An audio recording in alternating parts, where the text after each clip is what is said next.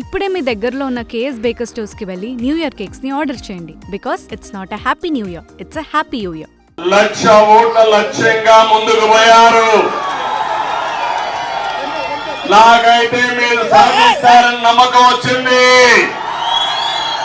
మీకు కూడా నమ్మకం ఉందా లేదా అని మిమ్మల్ని అడుగుతున్నా.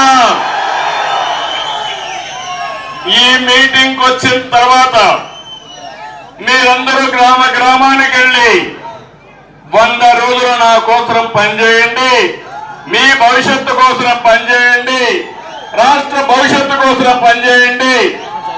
5 సంవత్సరాలు తిరిగి మిమ్మల్ని ఏ విధంగా అభివృద్ధి చేయాలో చేసి చూపించే బాధ్యత నాది. నేను ఒకే ఒక విషయం మిమ్మల్ని కోరుతున్నా. ఇప్పుడే ఆనంద్ రెడ్డి గారు చెప్పారు, వస్తామంటే నాకే ఎంత ఆనందంగా ఉందంటే 30 రకాల కూరగాయలతో, ఇక్కడ పండిన కూరగాయలతో నాకు బ్రహ్మాండమైన హారం తయారు చేసేశారు. ఇది కళ నిజమా నాకే అర్థం కావడంలా. అంటే మామూలుగా 30 రకాల కూరగాయలు పండుతాయని ఎవరు ఊహించారు. అది కూడా ఒక పెద్ద హారం తయారు చేస్తారని ఓకే అందలేదు. నేను 25 సంవత్సరాల కంటే ముందు ఇన్ఫర్మేషన్ టెక్నాలజీని ప్రమోట్ చేశా. జ్ఞాపకం ఉందా తమ్ముళ్ళని అడుగుతున్నా మిమ్మల్ని అందరినీ.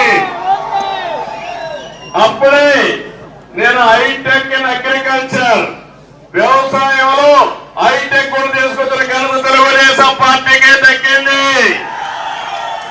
దాని ఫలితమే 30 రకాల కూరగాయలు ఈ రోజు రామకుప్పంలో పండుతున్నాయి.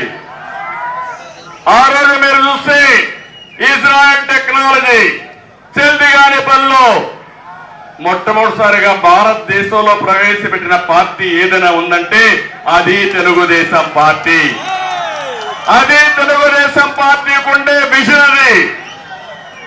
ఆ తర్వాత మీరు చూస్తే నేను మైక్రో ఇరిగేషన్ కూడా తుంపర్ల సేద్యం గాని బిందు సేద్యం గాని 100కి 90%, ఎస్సీలకైతే 100% సబ్సిడీతో ఇచ్చారంటే అది తెలుగుదేశం పార్టీ విజన్ అది.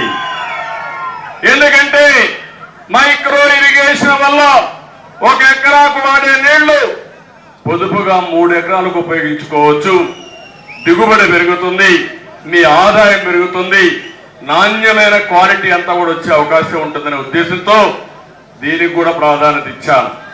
నేను ఒకటే మిమ్మల్ని కోరుతున్నా, ఈ నియోజకవర్గంలో నీటి ఎద్దడి లేకుండా చేయాలనుకున్నాను. హంద్రీ నీవా నీళ్లు వీకోట వరకు తీసుకొస్తే 13% పనులు కావాలి. దుర్మార్గమైన పాలన చేయలా పని చేయకుండా మీరమేషాలు లెక్కేశారు.